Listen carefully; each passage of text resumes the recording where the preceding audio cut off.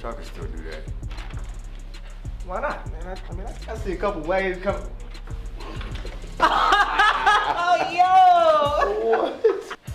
What's up, y'all? It's your boy John-Jonne. So today I just wanted to stop through and, do something different. I wanted to actually sit and have communion with y'all and break bread and just, kind of share with you guys what my hair loss journey was over the last 10 years and, taking you guys through the timeline of where I first started to where I am today. So my hair loss journey kind of started my senior year of high school in 2010. I used to wear the 2-strand twists and I would get those done all the time. And then one day, I was just, chilling, getting my hair braided by my homegirl Tamara in her living room while her 2 kids was running around playing and stuff.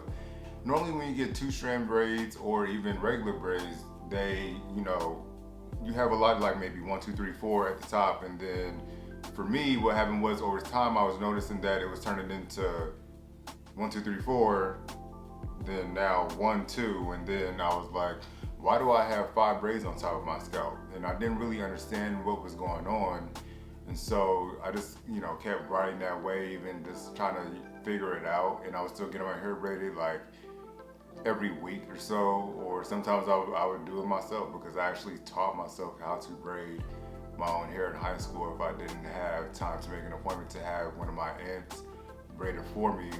Over the span of about 2010 to about 2012, I still had shorter length hair, but it was still thinning at the top, but it was full at the bottom. And so I was like, I don't understand what's going on. And so my barber suggested that I cut my hair off and get a mohawk. And so that's what I did to help camouflage the thin spot. And if you guys know, 2012 was literally almost 10 years ago. Everybody was getting mohawks back then. So I did that look, and then over time, hair still was falling out. And I would use greasy products to try and camouflage the area so I looked like I had a mohawk with a hole in the middle that was spreading out and getting bigger and bigger and wider. And so after that, I just basically ended up getting a fade haircut, a high fade. And then even with that, I still was showing that I was thinning in my hair, but it wasn't as bad. So about 2013, I started using Rogaine, and I will tell you that Rogaine really did help me over time because I was using it twice a day, and you have to buy a 3-month supply when you do buy it. And so I would use it every morning when I wash my face, brush my teeth, take a shower, and then at night when I'm washing my face, taking a shower, brush my teeth, getting ready for bed. So you have to use it twice a day, and if you don't, then your hair's gonna fall out again. So I didn't want that to happen, but the thing that people don't realize about Rogaine is even if you're using it consistently, your hair still does fall out over time, over years, and that was what it was in my case. So one day I booked a commercial and the hair makeup lady had suggested that I started using hair powders because she, just looked at me in the mirror and she was like, yo, you have a thin spot. So what we're gonna do is use this hair makeup and we're gonna sprinkle it in your hair and take it from there. And so I was like, okay. So that's how I was introduced to hair powder. So that's kind of how the hair powder phenomenon with me in terms of comedy was birthed, was through working on a Little Caesars pizza commercial. And then when we actually got on set to film, the director asked me to put on the hat. So we really did all that for nothing.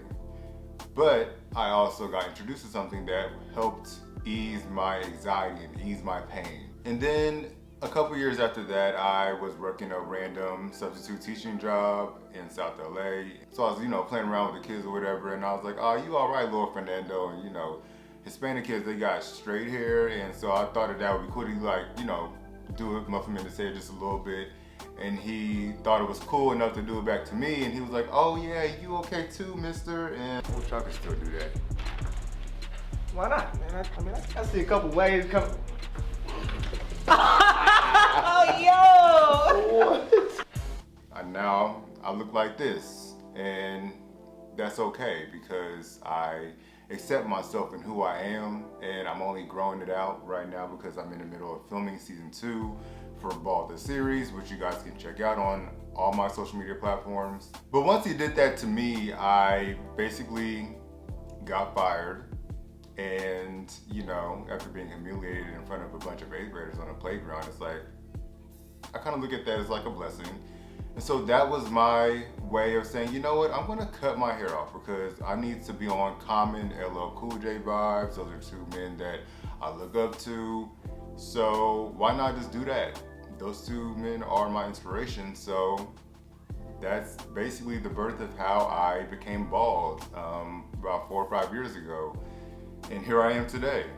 Thank you guys for checking out this video. If you would like to have more conversational videos like this coming from me, and what topics that you guys even want to know about or hear me talk about from my perspective, please leave your comments down below and I will check them out and do my best to deliver that content to you. Have a blessed one.